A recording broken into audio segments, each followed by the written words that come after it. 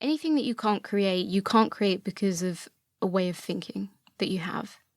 So anything really is possible within science and economics. Anything is possible. But you can stop things from happening because of the way you think about them. So if you feel self-conscious, or if you feel like you're not good enough, or whatever anyone could be feeling about something, that can prevent you from networking with the right people, getting the right investment, or making the sale, or whatever else it is. So really, I think of entrepreneurship as you have to learn how to get out of your own way to make these things happen. And I found this period incredibly frustrating. Hello and welcome to Women on Top, the weekly podcast showcasing bright and brilliant women on a mission, brought to you by me, Frankie Cotton. So this week the roles have been reversed, and I, the interviewer, have become the interviewee, and my friend Jessica Wright is interviewing me about my career background, my business, and what I'm trying to do in the world. Do you want to say hi? Hi, I'm Jess. Hi, I'm Jess, and in this episode we talk about... Okay, stop it. Just move how Frankie left full-time employment. Shut up. We've got like 5 minutes. Okay, go. Stop it. Frankie, welcome to Women on Top. Thank you. The roles have been reversed. I know, this is very odd, but thank you very much, and thank you for coming. And pleasure. Giving up your time. I guess we'll jump straight in.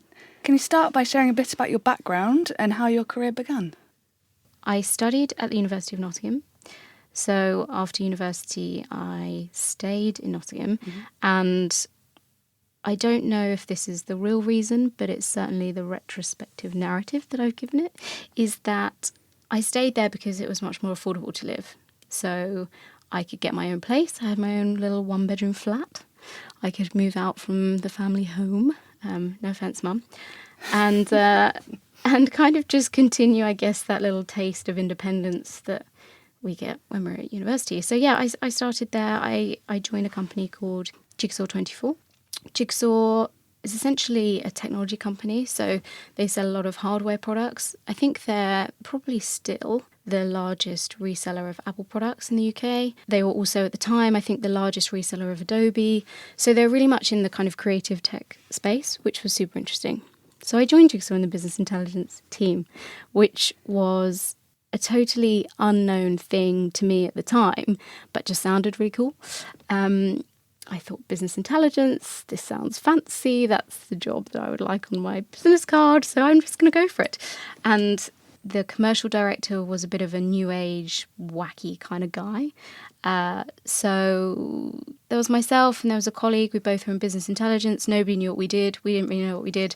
But actually what it turned out that we did is a lot of data analysis. So we were looking at trends and patterns related to sales data, such as customer retention, if we could seeing if we could upsell, what various purchasing trends were. A lot of their business was online, so we were looking at some of that. What that did was gave me a really good grounding in terms of making sure that a business implements data-informed decisions. So rather than we have this sense or this gut feel, it was very much about understanding the real goings-on and the real workings of the company.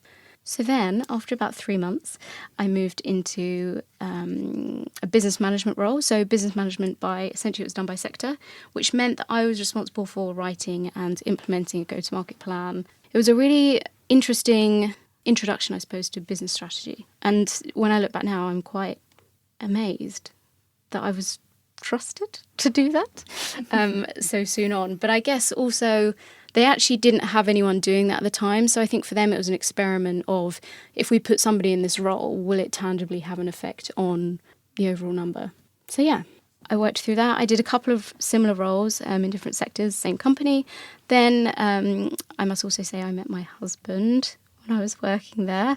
That's a story for another day, but we moved to London a couple of years afterwards, where I joined a company called BSO, which is a global telecoms technology company. I joined them as their marketing manager, and yeah, just slowly built a team, built a brand, and yeah, I got promoted. I became the global marketing director, and then yes, then after that, that's when I left to become self-employed. So I guess it's really important to say that things like leaving full-time employment to start a business can seem quite rash. But this process for me had really started actually when I was interviewing for that job all those years previous. So I'd said to my boss during that interview, I said, one day, he said to me the usual interview question, where do you see yourself in 5 years? And I said, well, one day I want to start my own business. I have no idea what that is or what that could be, but it's something that I want to do eventually. So in a sense, I'd planted that seed right there and then all that time ago. So I guess then how did that evolve? Well, sooner than 5 years later, it was only really 3 years later, I went back to him, to my boss at the time, and said that I was thinking it was time for me to go. But what I said is that I wanted to transition out in a way that wasn't going to leave them in the lurch. So I was trying to negotiate, I suppose, a way that I could leave that business that was gradual for me, but also was gradual for them. So to make sure that whoever, a successor and whoever was going to take over the team and the responsibilities could do so, and I could really do that proper handover. But also it gave me an opportunity, I suppose, to have a bit of time with one foot in the door and kind of get things moving, I suppose. And were they receptive to that conversation? So the conversation was, he was receptive during the conversation, but then it didn't go anywhere. And do you know what? I don't blame him for not wanting to be proactive around it, because probably for them and for their business, it was unusual. It would be an unusual setup, and often business leaders don't want change, especially if something's working, and we were performing well. So yeah, in the end, I just had to hand in my notice and just make that decision, which is the point at which I guess it all seems quite rash and I didn't know that day that I was going to hand in my notice until I did it. So it was a very sudden thing, but there had been all of this period of preparation beforehand. Another thing that I really want to mention that I think is important is that I had been saving a kind of freedom, I had been saving a freedom fund, and I had about £10,000 in there. So I had just consistently saved £500 a month out of my salary for almost 2 years. So I really, again, want to make sure that that's clear, because this wasn't a rash decision in that I had that backup money. Also, what I did was I secured a couple of contracts before the end of my notice period, which maybe was a bit cheeky, but I just think it was good business sense. Or savvy. So yeah, I had a couple of companies, people that I knew in my network who were interested in marketing services. So I'd basically agreed to work with both those companies. I'd given them an idea of the sort of services that I could provide. I'd set up my company, Let's Be Frank Limited. And and we had contracts for, I had work guaranteed for a minimum of 6 months. And those first 2 contracts were actually worth more than my monthly salary per month. Yeah, again, saying that because I think it's important to make sure that the workings and I guess the machine of how I actually then managed to pay my mortgage and sustain living expenses and everything else, that's how I managed to do it. You're sort of leading on quite nicely, but it's probably interesting for people to hear about how you found those early days of being self-employed and setting up your own business. Yeah, it's really interesting. I remember the first day sitting down. I got up at something like stupidly early at like 6 a.m. on Monday morning. And I'd literally just left my job, my full-time employed role on the Friday. So I'd taken no time off, no gap, which, by the way, was a mistake. I recommend to anyone to take a bit of a break, a brain break, to really think about what it is you want to do and how you want to grow your business. And probably if I'd done that, I may well have shortened what was felt like an eternal length of time since in trying to figure that out retrospectively. But yeah, I remember that Monday morning sitting at my laptop, 6 a.m. in my kitchen, and just thinking, now what? Nobody's emailing me. What am I going to do? It was just the weirdest, from processing like 100 emails a day and like not always being behind, but it feels like you're always behind because you always want to do more and all of this stuff, this culture and this environment where you feel very much a part of something had just totally disappeared. And then I was probably already in tears by about 7:30 a.m. And then probably got myself back together again by 9, ready to start work on these new contracts. So what's going through your head when you're sat in your kitchen? It's you, your laptop. Mm-hmm. What's going through your head then? Like, what's your sort of plan, your sort of identity in that whole process? Where do I start with this? Because I think for me it was quite complex, but it doesn't necessarily have to be that complex. I think I had always been a bit of a workaholic, and I use that word because it's like an addiction that means other parts of your life suffer, or you don't have a healthy balance or a healthy relationship. And I think that was very much my relationship to work and to my job. So I'd sacrificed relationships, friendships, various things along the way to focus on my career. And that's important for context, because then when I was sat with my laptop and I wasn't global marketing director at some fancy company with a big team or whatever, I was like, oh, who am I? Who am I, and what is my place in the world? Like, when I'm not in this machine, how can I feel and sense my own value? So that was kind of bubbling along the whole time, I think, during that period. Well, and actually linked to that, I was super impatient. I just wanted everything to be done now, because I had this complete, I was totally uncomfortable with being in this startup phase of not having a brand, not having an identity, not having, a huge roster of clients, not having a fancy website and a toolkit of all of my services and how I was going to grow the company. And I was so uncomfortable in that moment, in that space of building something from scratch, because I think my identity had been so linked to my career. So I was incredibly impatient, and yeah, I guess I just rushed through and did as much as I could in those early days. Financially, I was doing pretty well to start with, but that wasn't, I guess, enough, because it didn't fulfill me, I suppose, at that point. What did you learn then through that process of exploring your business, but also equally your identity at the same time? What sort of lessons did you learn? What did I learn? Oh my goodness. So, I mean, so many things that entrepreneurship really does teach you a lot. And I think it makes you face a lot of parts of yourself which otherwise you could probably avoid. Reason being is that anything that you can't create because of a way of thinking that you have.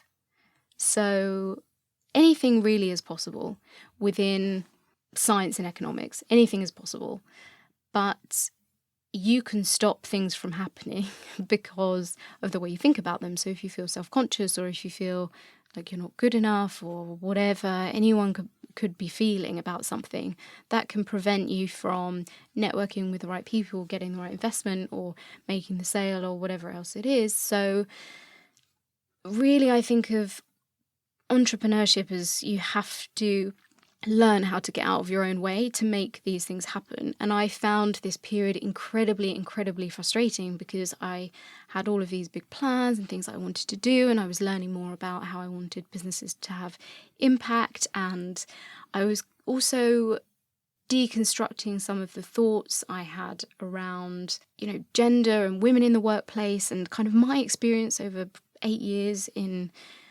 working for other people. And all of that was going on, and I was having these ideas of things I wanted to do, but nothing was really taking off in the way that I wanted to. So I had to really look at why that is, what the thinking patterns are, what's really going on in there that means that I'm not doing this stuff.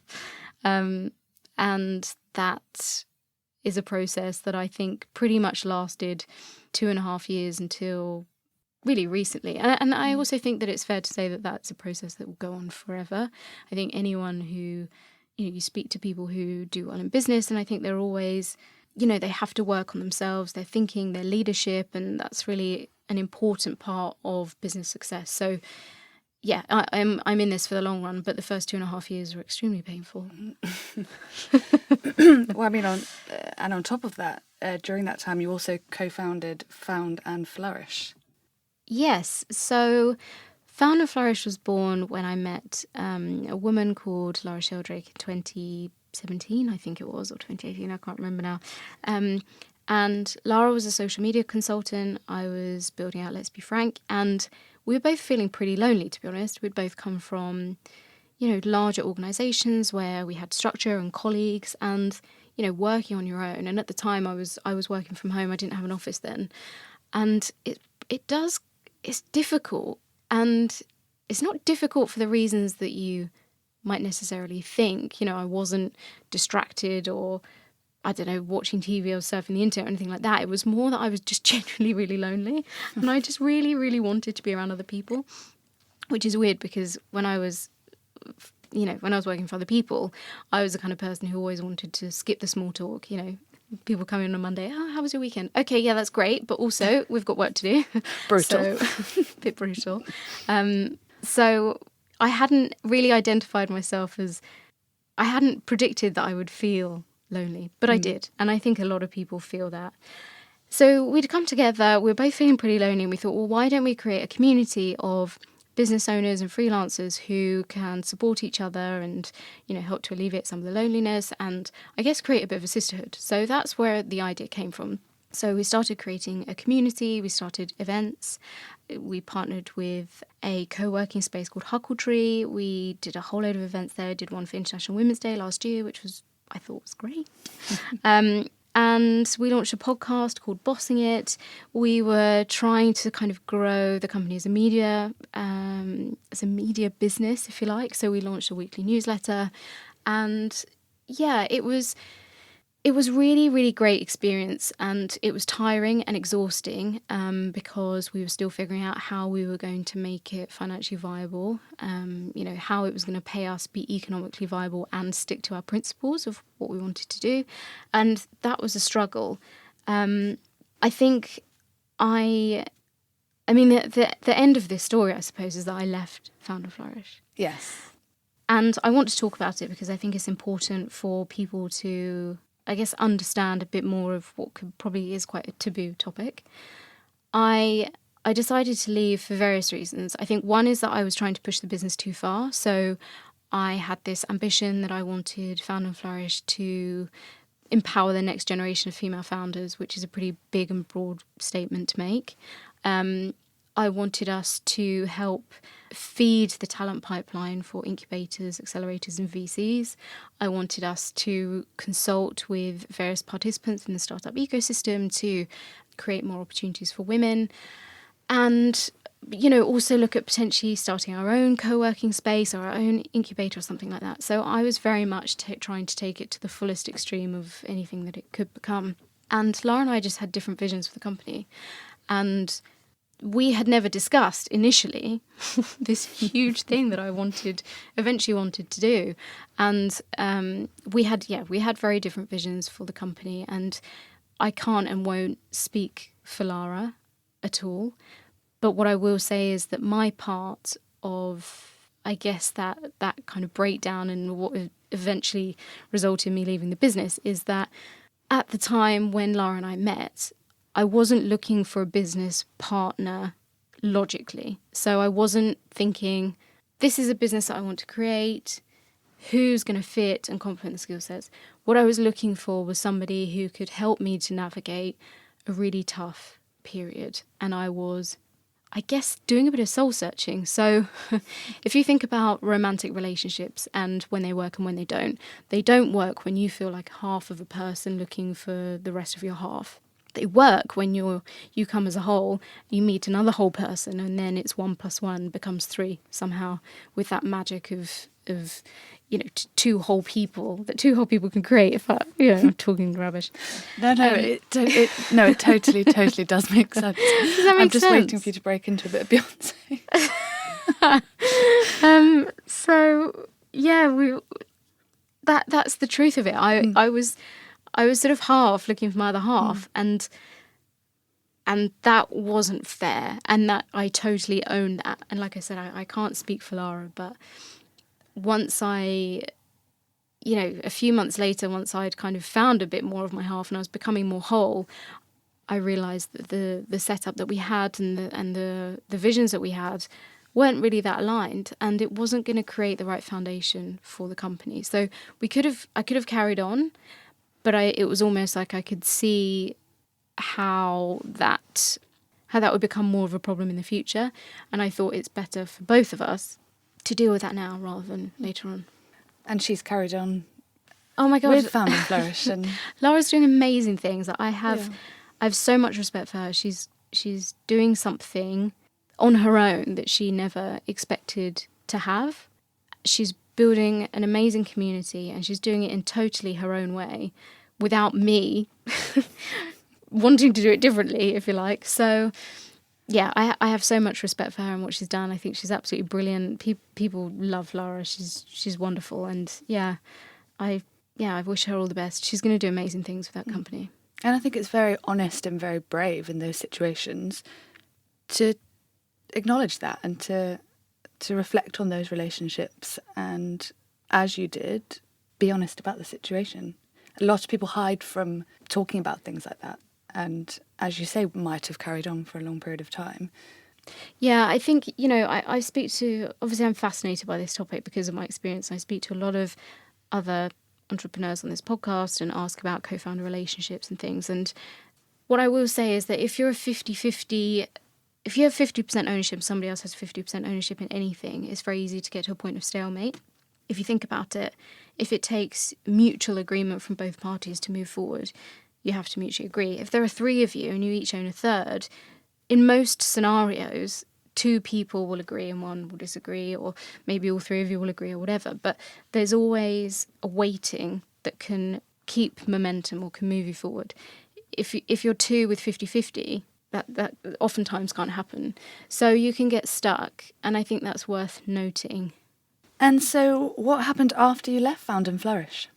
It's a good question. I mean, firstly, I needed to fix my financial situation. So for about a year, I had stopped services with clients, and I'd done that to work on Found and Flourish full time, and I'd created a financial runway for myself, which had ended. So I left the business with zero equity and no money, no savings. Everything that I'd built up before, I'd spent. And I felt like a complete and utter failure, to be honest. And very humbled by that situation. I had to just go back to my network, go back to my roots, find people who needed some services that I could offer, go back to creating good old-fashioned value, go and find some companies and just turn things, just turn that back on.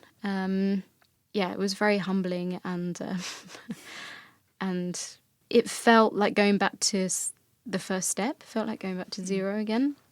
Felt like I jumped all the way back. I'm sure that's not. I learned a lot, so I know logically that's not right, but emotionally that's how I felt. I just felt I've tried this thing, I failed, I'm back to where I was. I'm actually worse off than where I was because I have less financial security than I had before. I've spent everything, and what the hell am I going to do now? And how did you sort of navigate the challenges and keep on going when you, in your words, not mine, felt like a failure? You just do what you have to do, I suppose. You don't have a choice. I was very lucky. I have good relationships with people who I've worked with in the past, which meant that getting work wasn't an easy process. Well, was it easy? I don't know. Maybe I'd made it easy for myself based on things in the past, but I just had to get my head down and just work and try not to think too much again about what does this mean, my identity and my business and all this stuff, and I just had to get my head down and concentrate, really. And what are the sort of biggest lessons, I guess, that you learnt throughout that process? So one of the biggest lessons I've learned is that for me, because I think this is, everyone's lessons will be different based on their own personalities, but mine is that impatience is my enemy. So I was incredibly impatient this whole time, and I wanted to create something so big and so impactful and scalable that I was missing out on a lot of the foundations. I wanted to skip ahead and rush through them. And that is a problem. So if you think about building a business as kind of building a brick wall, I suppose, everything that you do becomes a brick towards building that wall. And what I was doing is I was trying to have this wall and I was just filling it with like polystyrene or something. It wasn't. It was never going to be stable. It was never going to be strong and rooted, because I was trying to skip all the steps that I needed to take. And so now what I figured out is, okay, you need to concentrate on making every brick as strong as possible, doing something, learning from it, adjusting, creating a process, and then doing the next piece, and then the next piece, rather than trying to do it all at once and failing and creating something that's fundamentally flawed, I suppose. And what does your current wall look like? Oh, good question. While we're on construction. Construction. So I guess, when I left Found and Flourish, what I didn't want to walk away from was the feminist mission that we'd created. I wanted to keep having those conversations about women in business, about entrepreneurship, about female empowerment, and about money and everything else. And I had really enjoyed the process of podcasting. So for me, that was pretty much a no-brainer. I just thought, I have to continue this podcast. Again, it felt like starting from zero. We'd built a great audience, bossing it. We'd also been listed in a couple of categories, which had really helped. So new and noteworthy, and we were also in the Inspiring Women's list for International Women's Day last year. So that had really helped us to build a good audience, bossing it, and leaving that and starting again was incredibly frustrating. But yeah, it was essential. I wanted to continue having those conversations. So I decided to carry on. What to you does women on top mean? And don't be rude. So that's a good question. What does women on top mean? It's tongue-in-cheek. I wanted something that, feminism can feel quite heavy. I think, people like Deborah Frances-White have done a great job of lifting feminism and creating some comedy around it with the Guilty Feminist podcast, which I love. And Women on Top just felt like a tongue-in-cheek name that wasn't going to... I just didn't want it to be too heavy, I suppose. I just wanted it to be a bit of fun and, talking about women who are doing cool stuff. So that's what we do. You mentioned earlier that you were looking for your purpose. How did you find your purpose? You're perhaps still searching for it in some way. And what would you say it is?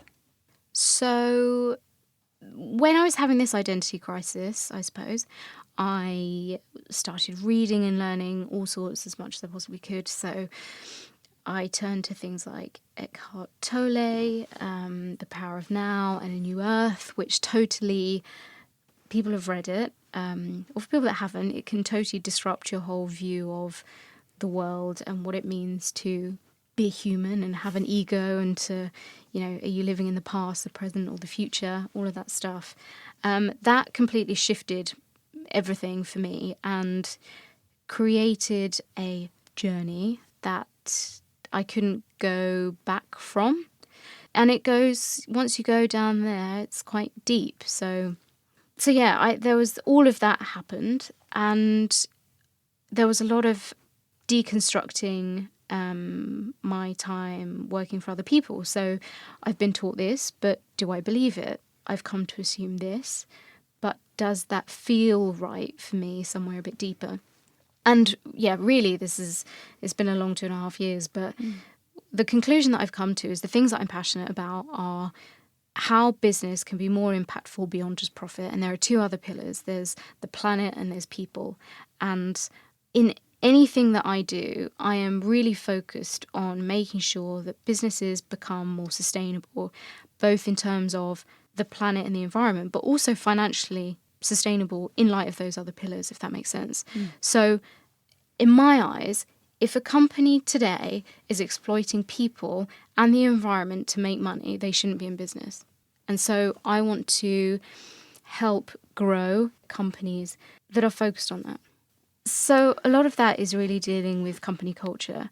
I think founders can start off with a very strong mission and be purpose-driven, but as they go through the process of creating and growing their business, the numbers can take over. So it's about creating a culture that enables those values and that purpose to be distilled throughout the company, making sure that, there are checks and balances to make sure that the company is delivering on what it really wants to deliver on, and always challenging participants in any industry to look at themselves and think, are we really doing the best that we can?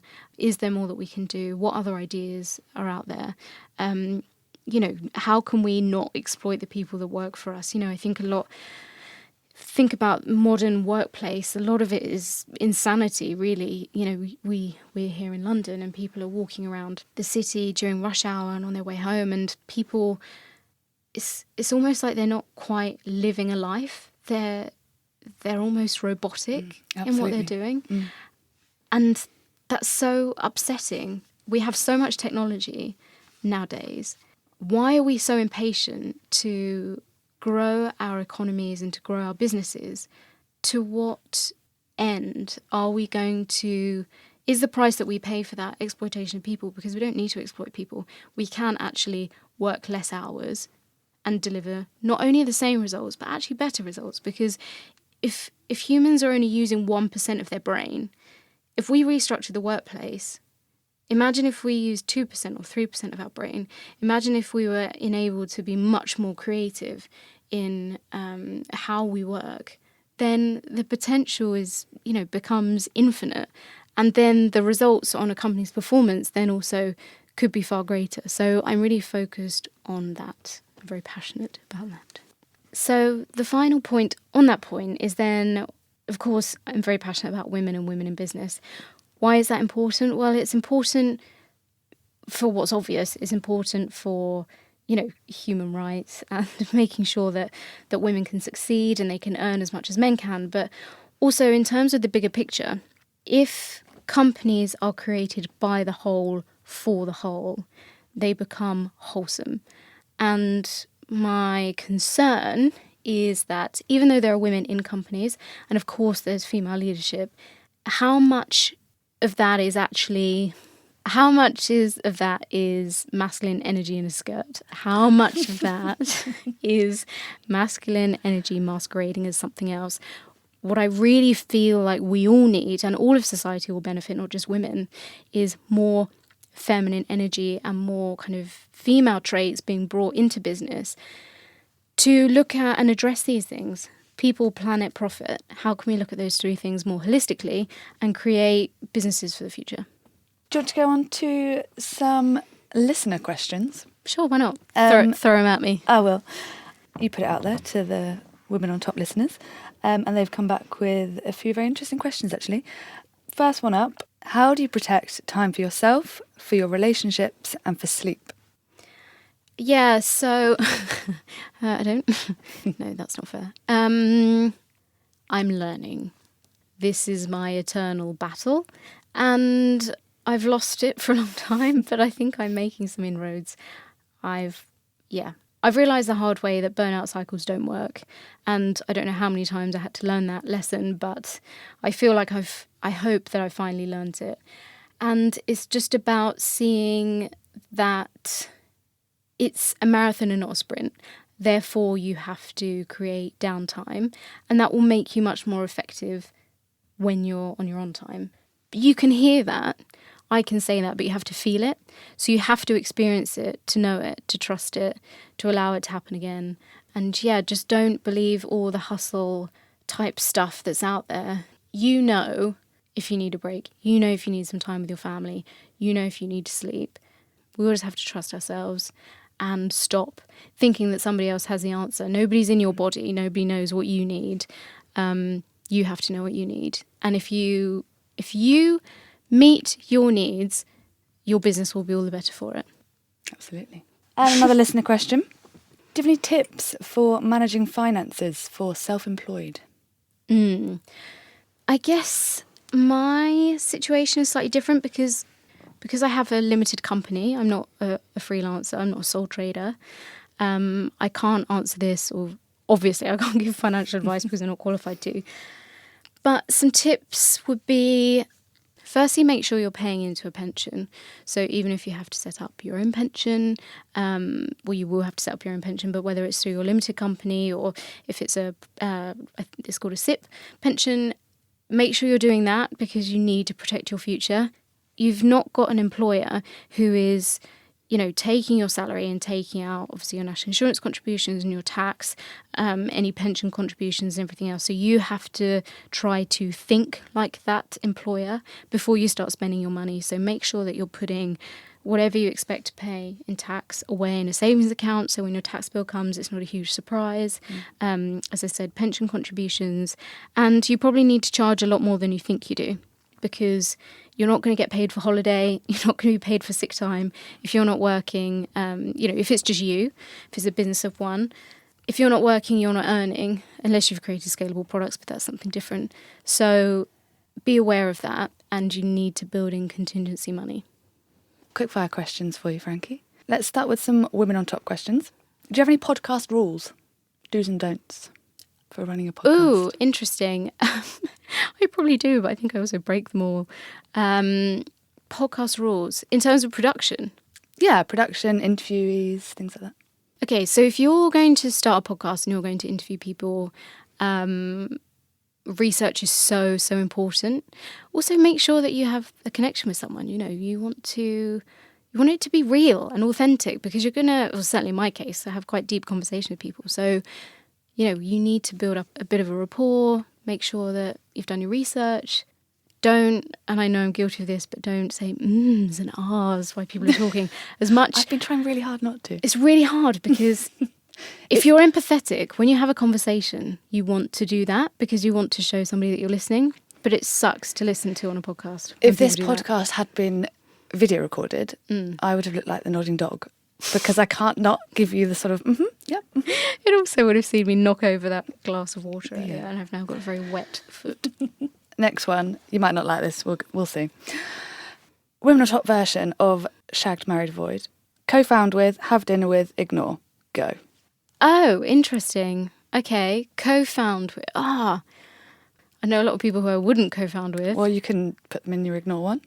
Okay, the ignore one gets a lot of people. I thought that would be your hardest. Oh, no, come off it. Well, I suppose you could have... No, I'm not having dinner with Elizabeth Holmes, Theranos. She's going in ignore. She's just... No. But would I have dinner with Adam Newman from WeWork? Probably. Probably interesting to hear... I don't know, is it interesting though? Is it all just ego, or how much of it is... Find out over dinner. Yeah, I suppose I'd go for dinner with him. Oh, okay. Who would I co-found with? Probably Emily Wise or Audrey Gelman. So Emily Wise is the founder of Glossier, or Glossier. I always say it wrong. Glossier. And Audrey Gelman is the founder of The Wing, where we just were this morning. Coffee. Oh, yeah. Plug. Okay, quick fire. Dream women on top guest. Ooh, well, that's probably the same as my co-founder. Oh, yeah, obviously you. No, well, it would be Audrey Gelman from The Wing. You've got a girl crush. Would. Oh, God, yeah, I know. Fangirling is cool. Fangirling is cool. I'm a big fan of fangirling. Me too. Would you interview a man on Women on Top? That's such a good question. Sneaky. Of course I would. Who? Feminism, don't ask me that, but feminism, I need to learn to be a better intersectional feminist.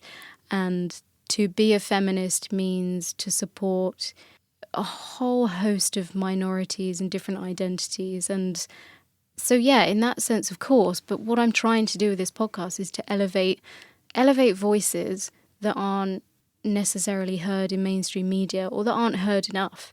So on a micro level, it might appear almost anti-feminist because it's all women. I've only interviewed women so far, but on a macro level, it's just readdressing some of the overall imbalances that we have in the media. A career moment that's made you laugh the most? That's made me laugh the most. I actually don't know what that would be, but... you can call Skip if you need to. So a really frustrating one that I can look back on and laugh at, but at the time was not good, was when I was managing a team. I was probably about 22. I was really young, and I was managing a team of people who were older than me and maybe in their 40s or 50s. And we had an external guy come in to pitch to us, and I was the decision maker, and the other two were there really to, well, obviously they were going to help influence the decision, but they were there to listen and participate. And this guy who came in to pitch refused to even get eye contact with me, absolutely refused, wouldn't look at me, pitched to the other two, assuming, I don't know, that I was irrelevant to the conversation, and then looked at me finally when he said, "Please, can I have a coffee?" And I literally froze. I didn't have the words and the voice to articulate my frustration then like I would now. I froze. I didn't know what to do. The colleague that I worked with, this guy Rob, was brilliant. He just stood up and said, "I'll go and get the coffee." And that was one of those moments where I felt like I had an ally. I really did. You know, Rob was early 50s. I probably annoyed the shit out of him because I was so ambitious and annoying. And yeah, he just stood up for me in a way that he didn't have to say anything. He just did that. And yeah, I mean, I can look back on that now and laugh, but I mean, at the time, God, I mean, I still dine out on that story. It's been like 10 years, so there you go. But it's relevant. It's very relevant. We've all been in positions like that, unfortunately. If 40 is the new 30, is 30 the new 20? Mate, I'm not 30 yet. How would I know? Oh, this goes live. Yeah, so this is going out on my 30th birthday, which is the 20th of January. Thank you very much. So, yeah, I only have about a week left of being 20. I don't know, I have to come back to you. Sure, okay. Why not? Yes. And in the spirit of 30th birthdays, and happy birthday to you, what do you think 30-year-old Frankie would like to say to 20-year-old Frankie? Chill out. Mm-hmm. It'll all be okay. You can make things happen and doors will keep opening. And you know what? If you're there, you belong there. So just don't worry about it and just live it. There you go. What, at this stage in your life, are you most proud of? Do you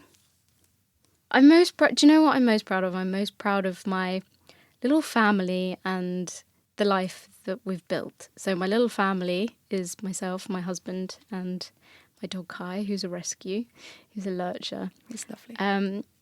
And yeah, you know, my husband is also self-employed. We've created a life on purpose, and I'm proud of that for all of us, all three of us. Is there anything, Frankie, that you'd like to leave us on? Perhaps some career advice or something impactful that you've learnt that you want to pass on to your listeners? So, two things. One is career advice. So the best piece of advice I was ever given was by a manager that I had who said to me, and I don't really know how or why this came up actually, because I wasn't looking for a job. I was working for her. Anyway, God knows. But the advice was, don't work for a shiny, polished brand that you want to buy from. Work for an unknown. Work for something that isn't attractive. It's not a well-known brand. It's not a household name, because there you get to put your stamp on the business. You get to put your mark all over it. You get to have a say and have input and do something that's going to make a huge change. If you work for a household brand, you're just a very small cog in a very big wheel of something that's embedded, that's successful, that works. And the reality is that your impact will be very small. So from a career advice perspective, that's what I would say. And then on life in general, you will die with unfinished to-do list, unrealised goals, and unanswered emails. And we will all die in those circumstances. Cheery. Now, that might sound... Even the sound guy's laughing. Look, okay, this is actually a very uplifting thing. Sorry. The point is that take your time, enjoy the how, right? And don't try to be perfect, because if you're trying to be perfect, you're just trying to exercise control around a fear that you're not good enough. So drop all of that, do things properly and do what you love, and know that nothing gets wrapped up with a bow and is beautifully and perfectly presented, and that's how it ends. That's not how any story ends. So just go for it. Just do it. Don't look back. Thank you, Frankie. Thanks, Jess. I've actually found this very interesting myself. Have you? Yeah, I really have. It's going to be very interesting for your listeners to just learn a little bit more about you. I hope so. And yes, thank you everyone who listens to this podcast, by the way. I'm eternally grateful, and yeah, lots of love. And happy birthday, Frankie. Oh, thank you. Thanks for listening to Women on Top, the podcast. You can join in conversation online using the hashtag #TheWhatPod and tagging us at @TheWhatPod on Twitter and Instagram. And you can find out all the details about our wonderful guests in the show notes. Support for Women on Top comes from Entel, the Webby award-winning interactive podcast platform. Entel is changing the game when it comes to podcasting through its rich visual experience. Give it a go and download today from the App Store. And don't forget to rate, review and subscribe on your favourite podcast app and spread the word. See you next week.